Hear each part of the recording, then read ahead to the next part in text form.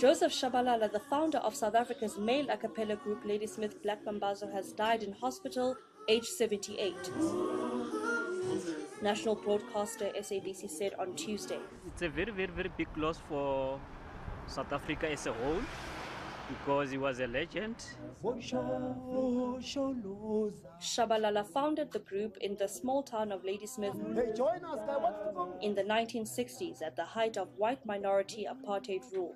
And on the streets of Johannesburg, music fans mourned the loss. That kind of music is the one which raised us from when we were small until now. And it's a well-respected man, a good African guy.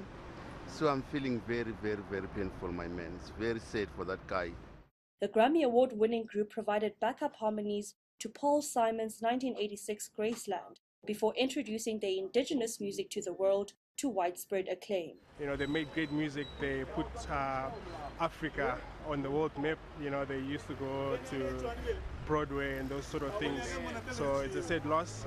These are guys who are pioneers of the music industry. You know, they soothed our soul with their, you know, type of music. So yeah, we joined the world in mourning the death of an icon, a living legend.